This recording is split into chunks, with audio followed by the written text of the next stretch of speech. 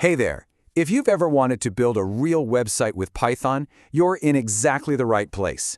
Today, we're going to take our first steps into the super powerful world of Django.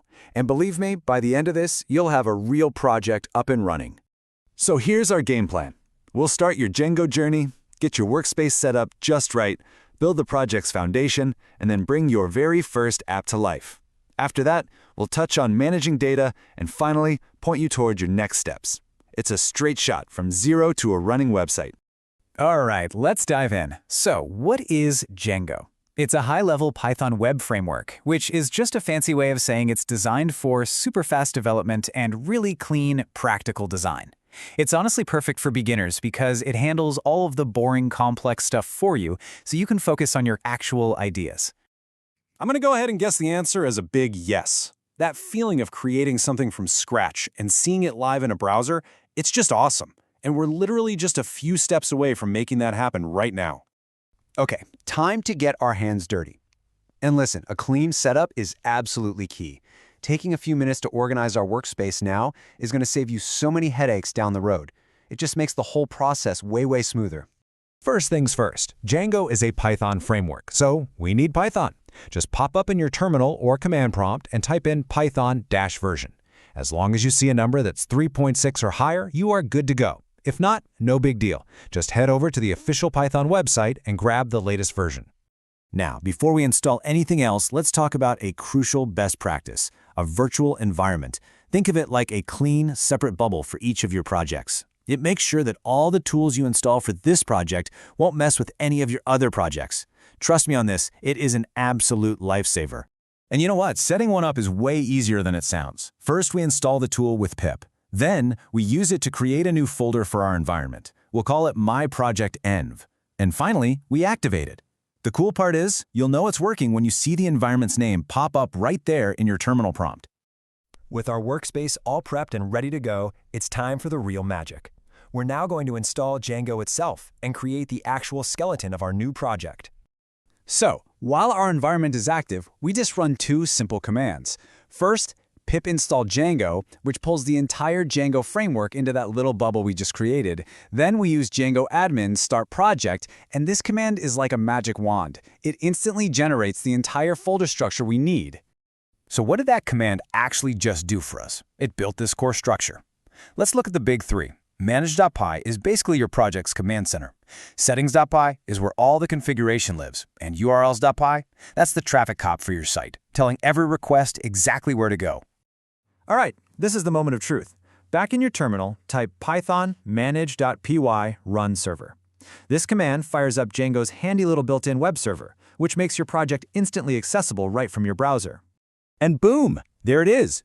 If you open up your web browser to that address, you should see this beautiful site. That little rocket taking off means everything is set up perfectly. Seriously, take a second and soak that in. Congratulations! You officially have a live, running web project. So a project is really just a container. Now we need to build the actual features that are going to live inside it. And in Django, we call these features apps. Let's go ahead and create our very first one. Think of it this way. The project is the whole house, and the apps are the individual rooms. A blog, a photo gallery, a user profile section. Each app handles one specific piece of functionality. To make one, we just use another manage.py command, start app. Okay, so how do we show something new on the screen? It's kind of a three-step dance. First, inside a file called views.py, we write a simple Python function. Second, we create a URL file inside our app that points a web address to that function. And third, we tell our main project's URL file to pay attention to our app's URLs. It's how you connect a click in the browser to your Python code. And here's what you get. After connecting those three pieces, when you refresh your browser, the rocket ship is gone. And in its place is the custom message from your code. You are now serving your own content. How cool is that? But websites aren't just static pages, right? They need to store and manage data. Let's see how Django makes working with a database incredibly simple. Now, out of the box, Django comes with a simple file-based database. To get it ready to go, we just run the migrate command. This basically tells Django to look at all its built-in features, like user accounts, and create all the necessary tables in the database to make them work. Now for one of Django's absolute killer features, the automatic admin panel. But to get in, you need an account. This command lets you create a super user, which is you, the site administrator, giving you the keys to the entire kingdom. With your super user created, just go to your site's address and add /admin/ to the end. Log in with the details you just created, and check this out. A complete, ready-to-use backend for managing your site's data. This is a feature that could take weeks to build from scratch, and Django just gives it to you for free. It's a huge reason why so many developers love this framework. Wow, we've covered a huge amount of ground in a really short time, from nothing but an empty folder to a running project with a custom page and a full-on admin panel. So the big question is, what's next? You've built the foundation, which means the really fun, creative part can finally begin. Let's take a quick look at where you should probably explore next. Your next steps are probably going to involve 3 big things. You'll learn about models, which is how you define your data in pure Python code. Then you'll explore templates, which is how you create dynamic HTML pages. Then you'll need static files for your CSS and JavaScript.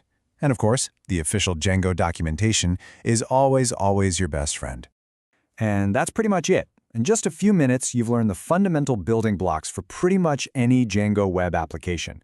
The tools are right there in your hands, the server is running, and that foundation is solid. The only question left is, what are you going to create?